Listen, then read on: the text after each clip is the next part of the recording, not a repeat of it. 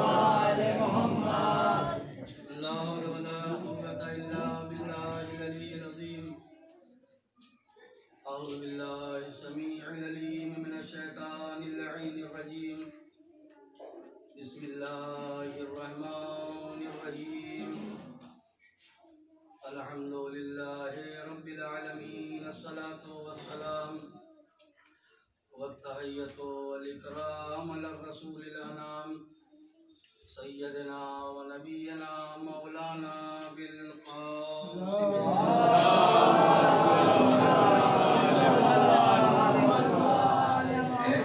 وعلى آله الطيبين الطاهرين المعصومين المظلومين المنتخبين المنتجبين الأكرمين ولعنة الله على أعدائهم أجمعين من يوم عداوتهم وظلمهم إلى يوم الدين.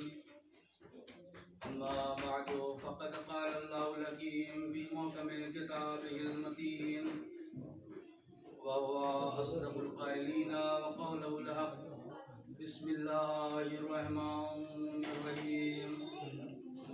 قال ربكم ادعوني أستجب لكم إن الذين يستكبرون عن عبادتي سيدخلون جهنم داخرين. صلوات الله.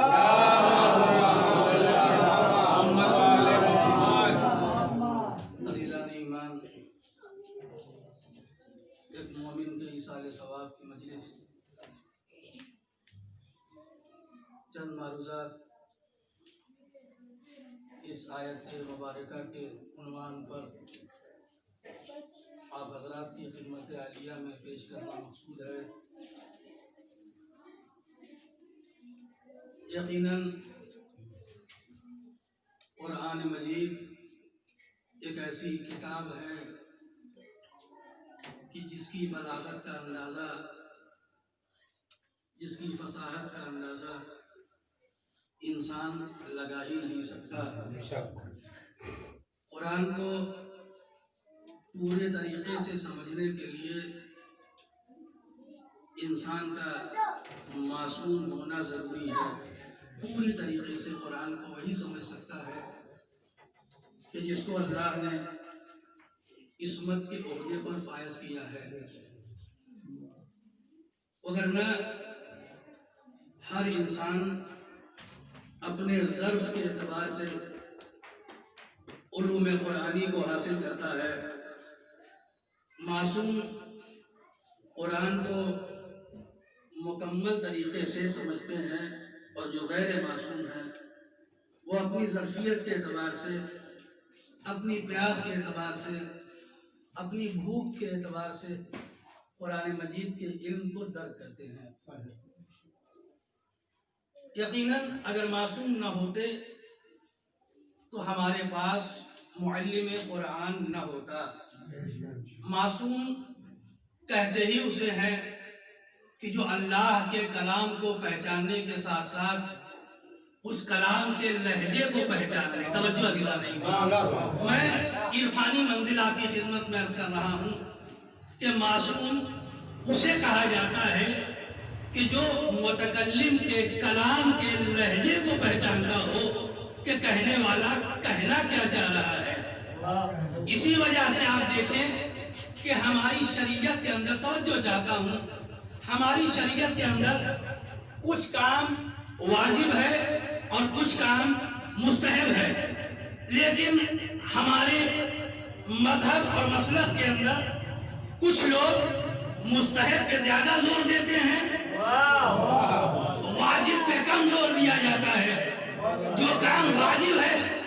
بالائے طاق رکھ دیا جاتا ہے اور جو کام مستحب ہے اس کے پیچھے لگ جایا جاتا ہے۔ توجہ اللہ ایمان، جو کام واجب ہے انسان اس کو بالائے طاق رکھ دیتا ہے، جو کام مستحب ہے اس کو انجام دینے کی بدرجہ عدم کوشش کی جاتی ہے کہ یہ کام ہمارا کیسے پورا ہو جائے، اور جو واجب ہے انسان اس کو انجام نہیں دیتا ہے۔ تو کچھ کلام واجب ہوتے ہیں اور کچھ کلام مستحب ہوتے ہیں۔ دیکھیے تمہیدی منزل ہے، ابھی میں آؤں گا اپنے عنوان کے اوپر، پہلے تمہید آپ کی خدمت میں عرض کر دوں۔ کچھ کلام واجب ہوتے ہیں اور کچھ کلام مستحب ہوتے ہیں۔ اچھا، دونوں کلام کے اندر چاہے مستحب ہو، علماء کرام بیٹھے ہیں، جوابیہ کے طالب علم ہے، ہنار طالب علموں میں سے ماشاءاللہ یہ میرے بات کی تائید کریں گے۔ کلام یا تو واجب ہوتا ہے، کام یا تو واجب ہوتا ہے یا مستحب ہوتا ہے، اور دونوں حکم کے سیغے سے وجود میں آتے ہیں۔ یعنی جب بات کرنے والا کوئی بات کہے گا یہ کام کرو، توجہ نہیں مان، توجہ نہیں میری طرف، یہ کام کرو، تو یہ جب کہنے والا کہے گا کہ یہ کام کرو تو وہ کام یا تو واجب ہوگا یا مستحب ہوگا۔ اب یہ دونوں باتیں ایک کلام کے اندر پائی جا رہی ہیں۔ مثلا میں نے کہا کہ مجھے گلاس پانی دو، توجہ اللہ نہیں مان، میں کچھ کہنا چاہ رہا ہوں، مجھے ایک گلاس پانی کی ضرورت ہے، میں نے کہا مجھے ایک گلاس پانی دو۔ اب اس کے اندر دیکھیں کئی طرح کے سسٹم شریعت کے اس جملے کے اندر موجود ہیں۔ مثلا چھوٹا اگر بڑے سے کہہ رہا ہے کہ مجھے پانی دو، تو اگر چھوٹا بڑے سے کہہ رہا ہے تو اس کہنے کو التجا کہا جاتا ہے، اس کہنے کو تمنا کہا جاتا ہے، اس کہنے کو جو ہے وہ التجا کہا جاتا ہے۔ چھوٹا اگر بڑے سے کہہ رہا ہے تو اس کو کہتے ہیں ریکویسٹ، اس کو کہتے ہیں التجا۔ اگر ہم عمر اپنے ہم عمر سے کہے تو اس کو کہتے ہیں گزارش، توجہ نہیں مان، اس کو کہتے ہیں گزارش۔ اور اگر بڑا چھوٹے کو کہے تو اس کو کہتے ہیں حکم۔ اب حکم کی دو کیٹیگری ہوتی ہے، حکم یا تو واجب ہوتا ہے یا مستحب ہوتا ہے۔ اگر حکم دینے والے کے لہجے میں نرمی پائی جائے تو اسے کہتے ہیں مستحب، اور اگر لہجے کے اندر سختی پائی جا رہی ہے تو اسے کہتے ہیں واجب۔ صلوات پڑھیں بھائی محمد۔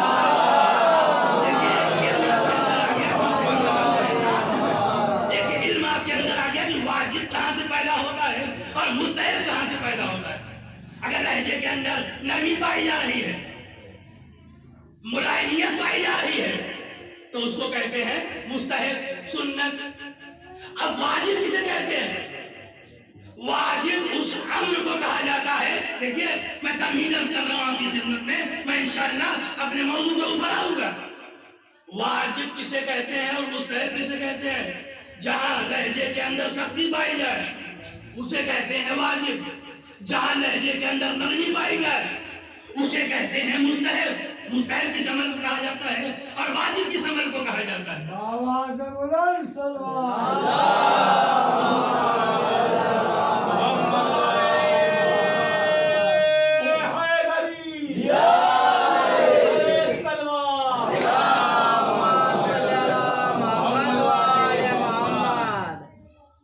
مستحب کس عمل کو کہا جاتا ہے اور واجب کس عمل کو کہا جاتا ہے؟ مستحب اس عمل کو کہا جاتا ہے جس کے کرنے میں ثواب ہے اور نہ کرنے میں کوئی عذاب نہیں ہے۔ اگر آپ نے کر لیا تو بحمداللہ ثواب ملے گا، اور اگر آپ نے نہیں کیا کسی وجہ سے تو آپ کو عذاب نہیں ملے گا، یعنی اللہ آپ کے اوپر عذاب نازل نہیں کرے گا۔ واجب اس عمل کو کہا جاتا ہے کہ جس کے کرنے میں ثواب ہے اور نہ کرنے میں عذاب بھی ہے، اللہ عذاب نازل کرے گا۔ اگر واجب آپ سے چھوٹ گیا ہے تو عذاب نازل ہوگا، واجب انجام دے دیا تو ثواب ملے گا۔ مثلا عید کی نماز پڑھ لیا تو ثواب ملے گا، نہیں پڑھا تو کوئی عذاب نہیں ملے گا، مغرب کی پڑھ لیا تو ثواب ملے گا، نہیں پڑھا صلوات پڑھیے پر محمد عذاب ملے گا، عذاب کیسا عذاب ملتا بھی رہے گا، آپ کو معلوم بھی نہیں ہوگا، عذاب ملتا بھی رہے گا، آپ کو ہوا بھی نہیں کا بولو کیسے، ایسے ادھر چمچ سے پانی پلایا جائے گا، تمہارے پھوپھا دنیا سے جا رہے ہیں، بیٹا ایک چمچ پلا دو، ماموں ہے تمہارے، تمہیں ایک چمچ، اب قرآن کہہ رہا ہے ادھر چمچ سے پانی پلایا جا رہا ہے، گنہگار ہے، فاسق ہے، فاجر ہے، بے نمازی ہے، لا دین ہے، لا مذہب ہے، چمچ چل رہا ہے، ماموں کو پلا دو، پھوپھا کو پلا دو، خالو کو پلا دو، قرآن کہہ رہا ہے یضربون علی وجوہہم وادبارہم، اللہ فرشتوں کو بھیجتا ہے، ان کے چہرے پہ مارو، ان کے پیٹھ پہ مارو، ادھر چمچ سے پانی چل رہا ہے، ادھر فرشتوں کی تڑیا چل رہی ہے، صلوات پڑھے گا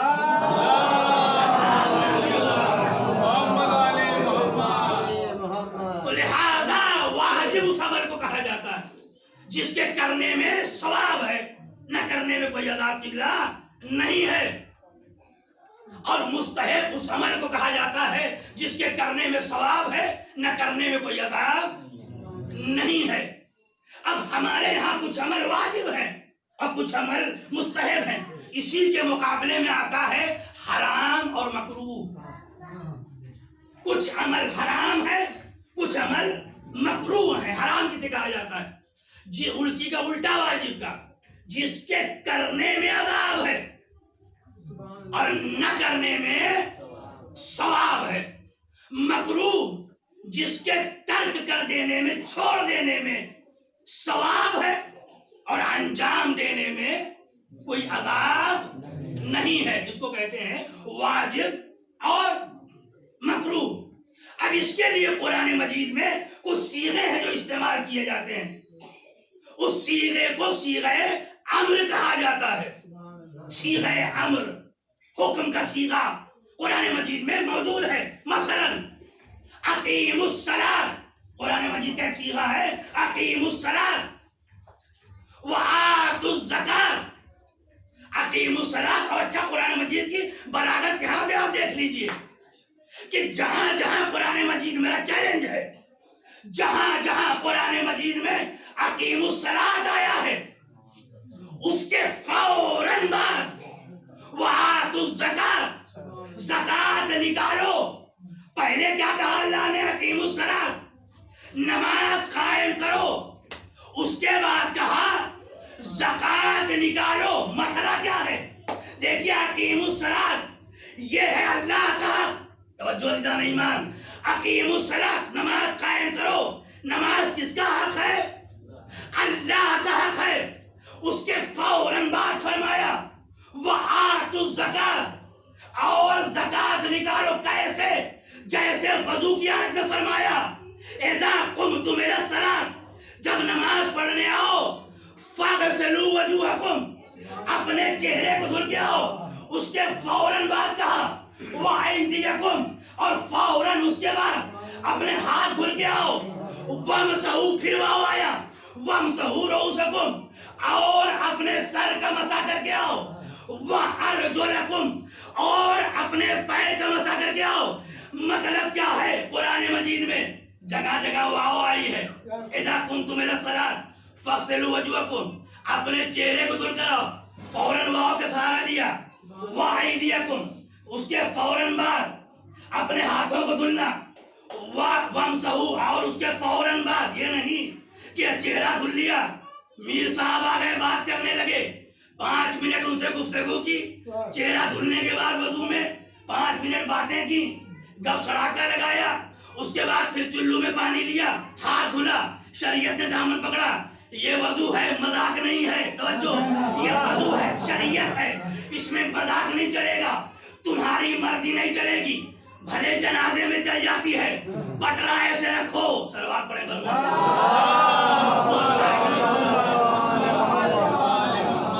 مولوی صاحب بیچارے کھڑے ہیں، قبرستان پر، جو مدرسے کے پیچھے سے بھی نہیں گزرے ہیں وہ بھی وہاں کے اوپر آیت اللہ بن جاتے ہیں. پٹرا ایسے رکھیے، چادر ایسے تانیے، کوئی نامحرم دیکھنے نہ پائے. اچھا ایسے موقع کے اوپر جب عورت کو دفن کرنے لے جاتے ہیں نا تو فرشتے بھی کہتے ہیں بڑا کم وقت ہے انسان. آج پردہ کرایا جا رہا ہے، اتنا خیال، ٹائٹ پکڑیے چادر، کوئی دیکھنے نہ پائے، چلیے آپ ہٹیے، نامحرم ہے آپ ہٹیے، آپ نامحرم ہے. فرشتے کہتے ہیں کتنا کم وقت انسان ہے. ارے جب پردہ کرانا تھا تب تو کرایا نہیں، آج کوئی دیکھنے والا نہیں ہے تو چادر ایسے پکڑیے تو وہاں کے اوپر بڑے بڑے سرکار آیت اللہ نظر آتے ہیں. ایسے پکڑیے، مولوی صاحب بیچارے بالکل سناٹے میں کھڑے ہیں، ان کو موقع ہی نہیں دیا جاتا. تو عزیزان ایمان،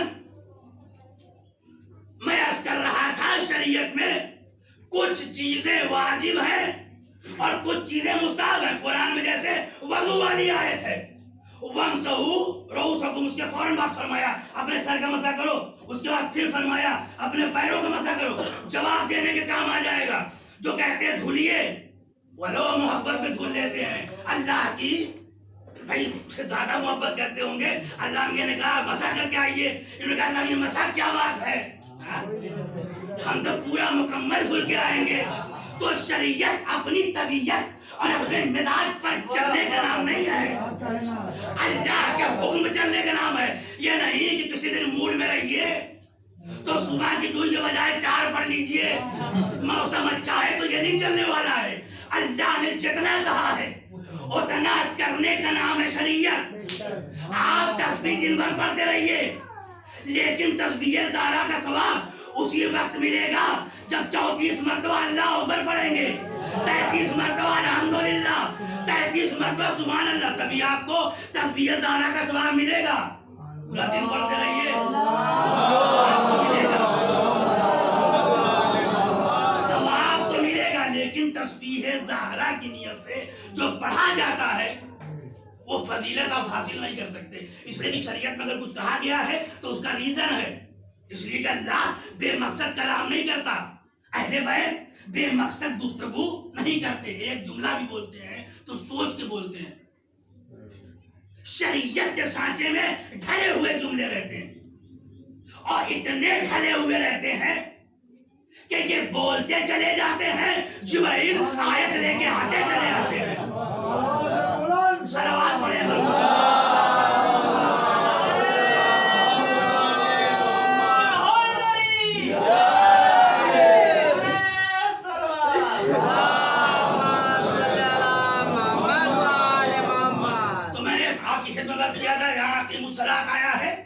فوراً بعد وَآتُوا الزَّکَاۃَ، زکات نکالو. فوراً بعد، یہ نہیں جیسے وضو میں آیا ہے چہرہ دھلو، اس کے فوراً بعد ہاتھوں کو دھلو، پھر سر کا مسح کرو، پھر پیر کا مسح کرو. مطلب وضو اس وقت مکمل ہوگا جب چہرے کے دھلنے سے لے کر پیر کے مسح تک آپ نے انجام نہیں دیا، آپ کا وضو مکمل نہیں ہوگا. چہرہ دھلنا ہے، چہرے کے بعد دونوں ہاتھوں کو دھلنا ہے، سر کا مسح کرنا ہے، پیر کا مسح کرنا ہے. جب پوری چیز تمہاری مکمل ہو جائے گی تو اس عمل کو کیا کہتے ہیں سرکار؟ وضو کہا جاتا ہے. وضو غلط ہے، وضو صحیح ہے. جملہ میں آپ کی خدمت غور کر دوں آپ کے علم کے لیے. علماء نے لکھا ہے اگر آپ وضو پڑھیں گے تو وضو کا مطلب ہے وہ پانی جس سے وضو کیا جاتا ہے. وضو یعنی اس پانی کو کہا جاتا ہے جس سے وضو کیا جائے. وضو عمل کو کہا جاتا ہے اور وضو وہاں پہ زبان لگا دیں گے تو وہ پانی مراد ہے جس سے وضو کیا جاتا ہے. تب آپ کا وضو مکمل ہوگا. دیکھیے میں آپ کی خدمت میں عرض کر رہا ہوں تب آپ کا وضو مکمل ہوگا. ویسے ہی اقیم الصلاۃ، یہ ہے اللہ کا حق. آپ نے نکال لیا، فوراً شریعت نے دامن پکڑا، اللہ کا نکال دیا ہے، اب بندے کا نکالو. اب بندے کا نکالو. کیا کریں پروردگار کا؟ وَآتُوا الزَّکَاۃَ، زکات نکالو. تم نے اللہ کا نکال دیا، نماز پڑھ لی، روزہ رکھ لیا، نہ خمس نکالا، نہ زکات نکالا، نہ تمہاری نماز قبول ہے، نہ تمہارا روزہ قبول ہے. ایک صلوات پڑھے گا.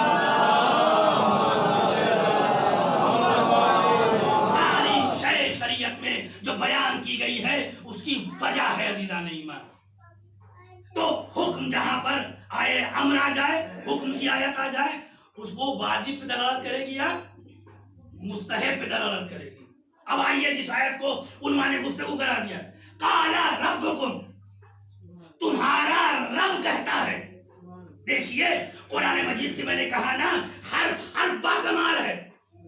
قرآن نے یہ نہیں کہا قالا کریم، قالا رحمان، قالا رحیم، قالا ستار، قالا غفار، قالا قہار. اللہ کے بہت سے نام ہیں، قہار، غفار، جبار، ستار، رزاق. لیکن اللہ نے اس آیت میں لفظ رب کا استعمال کیا. کیا کہا؟ قالا ربکم، تمہارا رب کہتا ہے. کیا کہتا ہے؟ ادعو فعل امر ہے، جمع کا صیغہ ہے. جب سننے والے کئی ایک ہوں تو وہاں پر لفظ جمع استعمال ہوتا ہے. کہا مولانا کیسی بات کر رہے ہیں، جبرائیل ہی تو سن رہے تھے. ہم نے کہا جبرائیل تو بعد میں سن رہے تھے، اللہ بول رہا تھا، علی سن رہے تھے، فاطمہ سن رہی تھی، حسن سن رہے تھے، حسین سن رہے تھے، اہل بیت سن رہے تھے. ڈائریکٹ اللہ کی کلام اہل بیت، علی، فاطمہ، سارے کے سارے افراد سنتے تھے. اسی لیے لفظ ادعو کا استعمال ہوا. قال ربکم ادعونی استجب لکم. قال ربکم، تمہارا رب کہتا ہے. لفظ رب کا استعمال کیوں کیا؟ رب عربی میں کہتے ہیں پالنے والے کو. اب اس رب کی دو قسمیں ہیں، ایک رب حقیقی اور ایک رب مجازی. اب آپ کہیں گے مولانا گرامر پڑھانے لگے. نہیں، میں گرامر نہیں پڑھا، بالکل آسان سمجھا دوں آپ کو. ایک کیا ہوتا ہے؟ رب حقیقی، اور دوسرا رب ہوتا ہے رب مجازی. رب حقیقی کون ہے؟ رب حقیقی کہتے ہیں خدا کو، خدا رب حقیقی ہے. رب مجازی کہتے ہیں مجازی رب کو، یعنی ماں اور باپ کو. اللہ نے لفظ رب کا استعمال کیا. انشاءاللہ اگر سمجھ لے گئے تو بڑی قیمتی بات ہوگی. اللہ نے لفظ رب کا استعمال کیا. اے اللہ لفظ رب کا استعمال کیوں کیا؟ رحمان کہہ دیتا، ستار کہہ دیتا، غفار کہہ دیتا. لفظ رب کا استعمال کیوں کیا؟ کہ تم نے دنیا میں دیکھا نہیں، بیٹا ہے، انسان ہے، بھائی سے مانگنے میں شرمائے گا. میں یاد کر رہا ہوں عزیزو، بھائی سے مانگنے میں شرمائے گا، رشتہ دار سے مانگنے میں شرمائے گا، گاؤں والوں سے مانگنے میں شرمائے گا. لیکن اگر نہیں شرماتا تو نہ ماں سے شرماتا ہے، نہ باپ سے شرماتا ہے. رب کہہ دیا تمہیں شرم کرنے کی ضرورت نہیں ہے. دن میں آؤ گے تب بھی عطا کروں گا، رات کی تاریکی میں آؤ گے تب بھی دیتا چلا جاؤں گا. ایک صلوات پڑھے گا.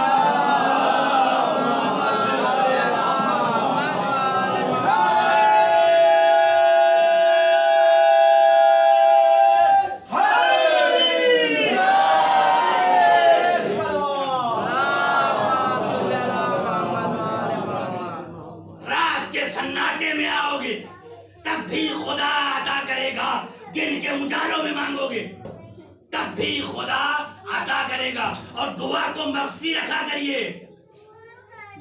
محلے میں ڈھنڈورا پیٹنے کی ضرورت نہیں ہے کہ ہم جو ہے وہ دعا کرتے ہیں. نہیں، معصوم فرماتے ہیں کہ مخفی انداز کی ایک دعا، چوتھے امام کی حدیث ہے، مخفی انداز کی ایک دعا. صلوات پڑھیں پر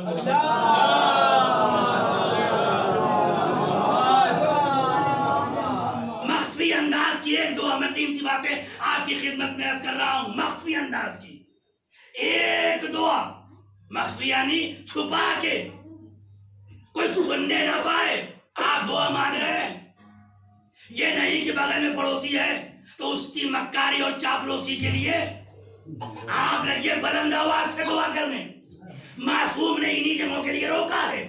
معصوم فرماتے ہیں مخفی انداز کی ایک دعا علانیہ کھلم کھلا 70 دعاؤں سے بہتر ہے. مخفی انداز کی ایک دعا، چھپا کر آپ نے ایک دعا مانگ لیا اور چلا کر آپ 70 دعا مانگیے. وہ ایک دعا جو آپ نے چھپا کے مانگی ہے وہ علانیہ 70 دعاؤں سے افضل ہے. دعا مانگنا ہے تو مخفی انداز میں مانگنا. تمہارا رب کہتا ہے کہ ادعونی، مجھ سے مانگو، یا جس سے میں کہوں اس سے مانگو. آپ کے گاؤں کا ایک بچہ، توجہ، نوکری کی تلاش میں گجرات گیا اور وہاں کے اوپر جا کے دست درازی کرنے لگا، سڑکوں پہ بھیک مانگنے لگا. گاؤں کے ایک آدمی پہنچے اور اس کی نظر جو ہے اس گاؤں کے لڑکے کے اوپر پڑی. کیا دیکھا؟ بھیک مانگ رہا ہے. جو کبھی نہیں گاؤں میں دیتے تھے وہاں سے جب لوٹے، ارے ہم سے مانگ لیا ہوتا ہم دے دیتے. گجرات میں گیا، چلا چلا کر غیروں کے سامنے ہاتھ پھیلا رہا ہے. ارے ہمارا تھا، توجہ عزیزو، ہمارا تھا تو ہم سے مانگنا چاہیے تھا. پتا چلا کبھی دینے دوسرے علاقے میں دیکھ لیا، سوال دستے سوال دراز کر رہا ہے. پلٹ کے آئے، لان تان کرنے لگے. کیا جا کے گاؤں کی ناک کٹا دی؟ ارے ہم سے مانگ لیا ہوتا، ہم تو تمہارے تھے. ارے جب بندہ بندے کو دیکھ کر اتنا ناراض ہوتا ہے، ہم سے مانگ لیا ہوتا تو جس خدا نے پیدا کیا ہے وہ کیسے برداشت کر سکتا ہے؟ بندہ میرا ہو، کبھی ان کے سامنے کبھی ان کے سامنے.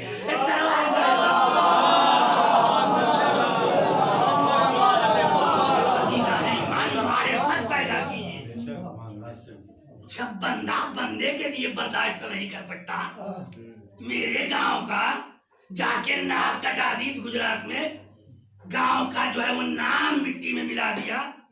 دیتے کبھی نہیں تھے، لیکن چونکہ عزت کی بات ہے، وقار کی بات ہے، گاؤں کی بات ہے، تو لہذا اب یہ آگے کہہ رہے ہیں ہم سے مانگ لیا ہوتا. نہیں عزیزہ، نہیں. جب بندہ برداشت نہیں کر سکتا، یہ بتائیے کیا خدا کو یہ برداشت ہے کہ پیدا میں نے کیا ہے، پیدا میں نے کیا ہے، زندگی میں نے بخشی ہے. کتنی چیزیں میاں بن مانگے دی آپ کو، کتنی چیزیں بن مانگے دی. آنکھ مانگی تھی، اللہ نے عطا کیا. اچھا کیوں عطا کیا؟ آنکھ کہاں استعمال کرنی چاہیے؟ صلوات پڑھیے برابر.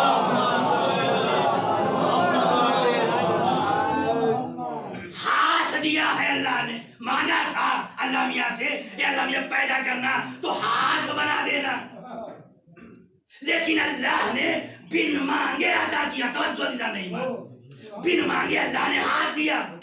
اچھا ہاتھ دیا ہے تو جہاں کے لیے دیا ہے وہاں استعمال کرنا ہے کہ نہیں کرنا ہے؟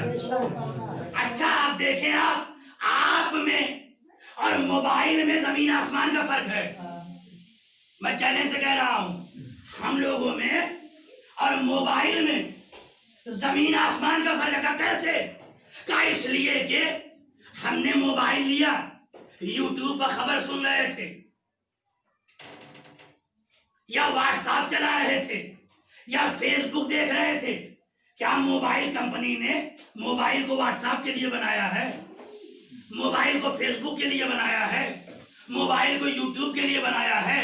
کہا نہیں. موبائل کا مقصد یوٹیوب نہیں ہے، موبائل کا مقصد واٹس ایپ نہیں ہے، موبائل کا مقصد ایمو نہیں ہے، موبائل کا مقصد گوگل نہیں ہے. ہم نے کہا کیا مقصد ہے؟ کہا مقصد وہ ہے کہ آپ گوگل چلاتے رہیے، واٹس ایپ چلاتے رہیے، کسی نے کسی کو فون کیا गूगल अपना काम छोड़ देगा, तवज्जो अजीजा, गूगल अपना काम छोड़ देगा, यूट्यूब बंद हो जाएगा, व्हाट्सएप बंद हो जाएगा। होता है कि नहीं होता है?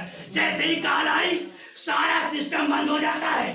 जिस मकसद के लिए मोबाइल को बनाया गया है, मोबाइल उस मकसद को पहले पूरा करता है, उसको आगे रखता है। अब इंसाफ से बताओ, अल्लाह ने तुम्हें मोबाइल देखने के लिए बनाया है, किस लिए बनाया है? क्या वही इंसान कामयाब है कि जिस मकसद से बनाया है? दुकान बैठने के लिए नहीं बनाया, मकान बनवाने के लिए नहीं बनाया। क्या किस मकसद के लिए बनवाया है? क्या मकसद है? इबादत के लिए बनाया है। इंसान वही कामिल है कि कुछ भी करता है।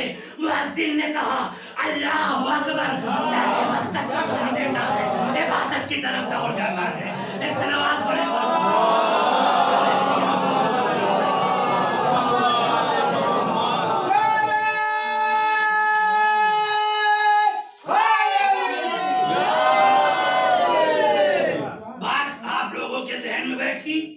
मकसद मोबाइल का क्या है? बात फोन आए सारा फंक्शन ऑटोमेटिक बंद हो जाता है। वो कॉल वाला सिस्टम चाहिए क्योंकि कॉल के लिए बनाया गया है। वैसे ही इंसान को किस लिए बनाया गया है? इबादत के लिए। सरीहन कुरान में कहा वमा खलक़तुल जिन्ना वल इंसा इल्ला लियअबुदून। हमने जिन्नात और इंसान को बनाया ही नहीं मगर सिर्फ और सिर्फ इबादत के लिए। और ये मत सोचिएगा कि इबादत करेंगे तो अल्लाह का फायदा होगा, खुद आपका फायदा है। मकसद तख्लीक इंसान क्या है? इबादत परवरदिगार। वही इंसान कहे जाने के काबिल है कि जिसके वजूद में नाम खुदा हो। क्यों? इसलिए कि जब तक नाम खुदा जानवर के अंदर शामिल ना हो, जानवर हराम रहता है, हलाल नहीं होता। गए आप गोश्त की दुकान पर, पूछते हैं कि नहीं पूछते हैं बिस्मिल्लाह पढ़ा था कि नहीं पढ़ा था? क्यों? इसलिए कि नाम खुदा का शामिल होना शर्त है। जब तक के नाम खुदा शामिल ना हो जानवर पाक नहीं होता। तो फिर इंसान बगैर नाम खुदा के कैसे तैयब व ताहिर हो जाएगा? ये फलसफा किसी के समझ में आने वाला है? तो तुम्हारा रब कहता है मुझसे मांगो, किसी के सामने दस्ते सवाल दराज न करो। इस एक बुढ़िया ने इसको साबित कर दिया। अच्छा, हमारे यहाँ खराबी और भी है। एक मरतबा एक आरिफ ने ख्वाब देखा कि वो आसमान पर पहुंच गया है। कहाँ? आरिफ इरफान रखने वाला, अल्लाह की मारिफत रखने वाला कहाँ पहुंच गया था? आसमान पे। वहां के ऊपर उसने 3 स्टाफ देखे, 3 कमरे देखे। एक कमरा वहां पे पर्ची खोली जा रही थी और पढ़ी जा रही थी। वहां से गुजरा, दूसरे उजरे में गया, वहां के ऊपर सामान पैक किया जा रहा था। और जब तीसरे कमरे में गया, वहां क्या देखा? एक फरिश्ता बैठा है, उसके सामने मेज रखी है, मेज के ऊपर कापी रखी है और कलम हाथ में है। वो फरिश्ता बेचारा बिल्कुल सन्नाटे में बैठा हुआ, कुछ नहीं कर रहा है। वो पहले कमरे वाले क्या कर रहे हैं? पर्ची खोल खोल के पढ़ी जा रही है। दूसरे कमरे में फरिश्तों का जम्मे गफीर है और सामान पैक हो रहा है। और तीसरे कमरे में फरिश्ते के बाद एक कापी रखी है, कलम हाथ में है और बिल्कुल बेचारा सन्नाटे में बैठा हुआ है। वो कोई काम नहीं कर रहा है। ये साहब जो आसमान में पहुंचे थे आलम ख्वाब में, पहले कमरे में गए, कहा भाई ये कौन सा कमरा है? तो जो जाता कहा ये कमरा इसलिए बनाया है अल्लाह ने कि यहाँ के ऊपर जब तुम जमीन से दुआ मांगते हो तो फरिश्ते उसको लिख कर यहाँ तक ले आते हैं। फरिश्ते आसमान तक ले आते हैं। का दूसरा कमरा यहाँ के ऊपर सामान पैक हो रहा है। का तुमने नहीं समझा? इस दूसरे कमरे में तुमने दुआ में जो शय अल्लाह से तलब की है उसको यहाँ के ऊपर उसका इंतजाम किया जाता है और पैक कर करके जमीन के ऊपर भेजा जाता है। तीसरे कमरे में गया, कहा भाई आप सन्नाटे में क्यों बैठे हैं?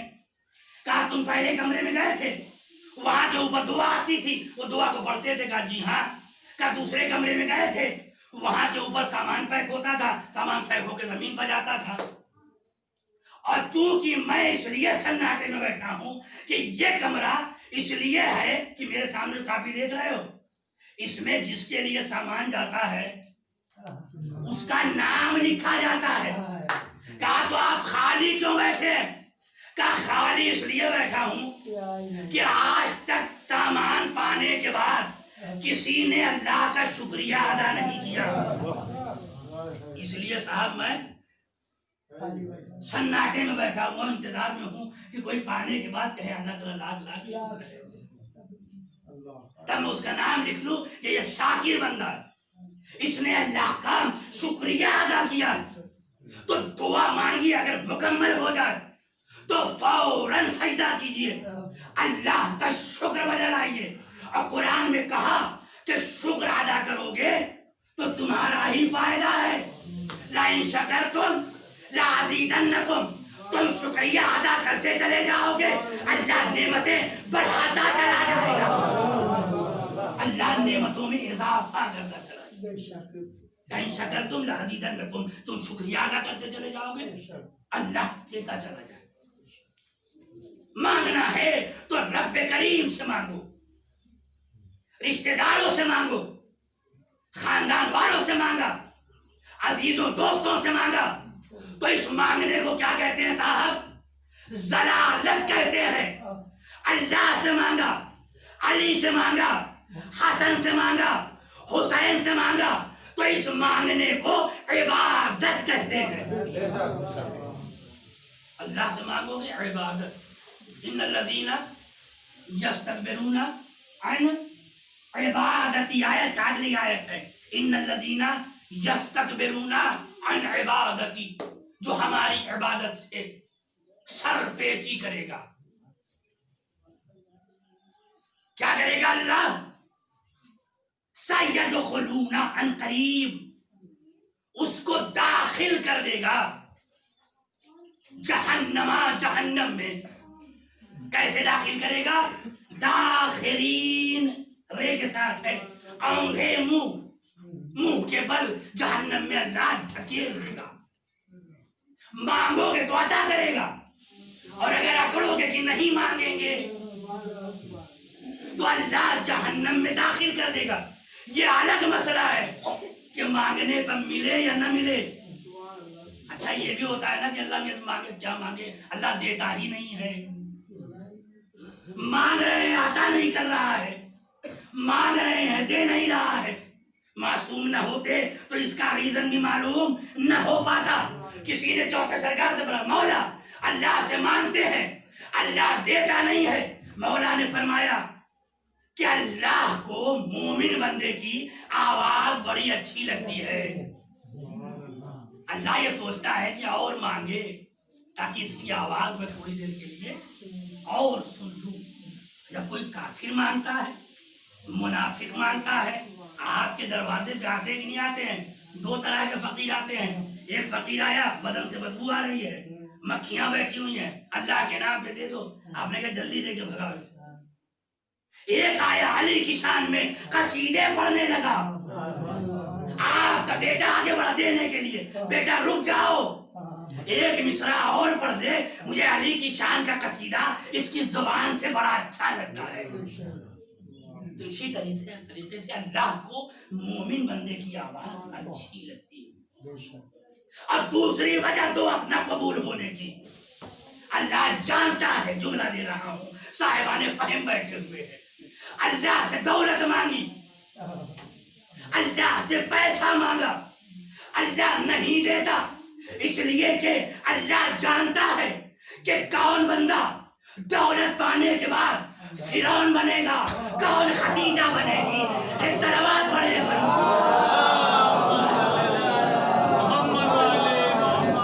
कहीं दौलत पाने के बाद फिरौन न बन जाए, नमरूद न बन जाए, शद्दाद न बन जाए। कितने बन भी जाते हैं। दौलत आने के बाद, पैसा आने के बाद कितने बन भी जाते हैं शद्दाद। नमरूद सिफर, शद्दाद सिफर।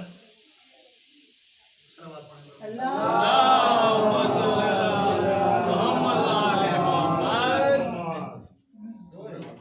بعد مسائل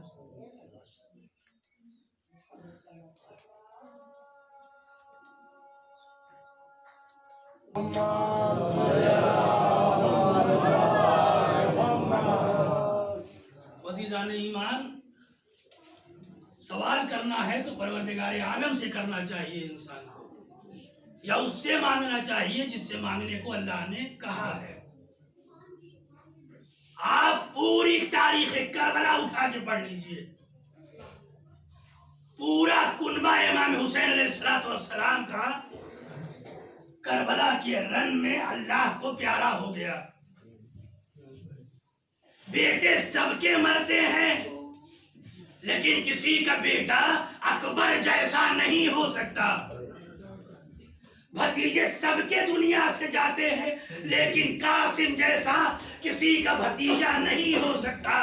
بھانجے سب کے دنیا سے اٹھتے ہیں، لیکن ارے جناب اول محمد جیسا کسی کا بھانجا نہیں ہو سکتا۔ ارے باپ سب کے دنیا سے جاتے ہیں، لیکن سید سجاد اور جناب سکینہ کے باپ جیسا کسی کا باپ نہیں ہو سکتا۔ یہی وجہ تھی کہ جب حسین رخصت ہونے لگے، ایک مرتبہ ارے چاہنے والی بیٹی جناب سکینہ ایک مرتبہ ارے گھوڑے کے سیموں سے لپٹی فریاد کرنے لگی، اے میرے نانا کے گھوڑے میرے بابا کو نہ لے جا۔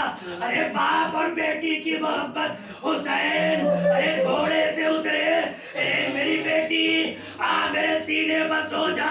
آزادارو ارے سکینہ سوئی، ابھی آنکھ لگی تھی کہ چوک کے اٹھی، اے بابا ارے جائیے خدا حافظ، اے بابا اب نہ روکوں گی۔ حسین نے سوال کر دیا، اے بیٹی آخر کیا ہوا، کب جاگا؟ اے بابا میں سوئی، ارے میری دادی فاطمہ زہرا، اے سکینہ میرے بیٹے حسین کو نہ روکو، اے سکینہ ارے مجھے میرے حسین کی بڑی یاد آتی ہے۔ اجرکم اللہ اور لیجئے، حسین رخصت ہونے کے بعد ایک مرتبہ میدان قتال میں آئے۔ روایت کہتی ہے ارے مقتل میں حبیب کے لاشے پہ نظر پڑی، جناب سہیل ابن قین کے جنازے پہ نظر پڑی۔ عزادارو ایک مرتبہ حملہ کرنا شروع کیا اور یہ کہتے جاتے ہیں، آؤ آؤ ارے تم نے میرے اکبر کو مار ڈالا، ارے تم نے میرے قاسم کو شہید کر دیا۔ عزادارو ارے قیامت کا جہاد، بلا کی جنگ، عزادارو 3 دن کی بھوک ہے، ارے پیاس کی شدت ہے۔ ایک مرتبہ ارے فضا میں آواز پوچھی، اے نفس مطمئنہ اپنے رب کی طرف پلٹا، بہتنا سننا تھا۔ حسین نے تلوار کو نیام میں رکھا، تلوار کا نیام میں رکھنا تھا۔ باقی ہوئی فوجیں سمٹی، کوئی تلوار مار رہا ہے، کوئی نیزے مار رہا ہے، کوئی پتھر مار رہا ہے۔ سیدہ کلال ارے دین پر زمن نہ سکھاؤ، امام زمانہ فرماتے ہیں، میرا سلام میرے جدو زین پر جس کا لاشا وقت شہادت تیروں کا معلق تھا۔ ارے خنجر چلا فضا میں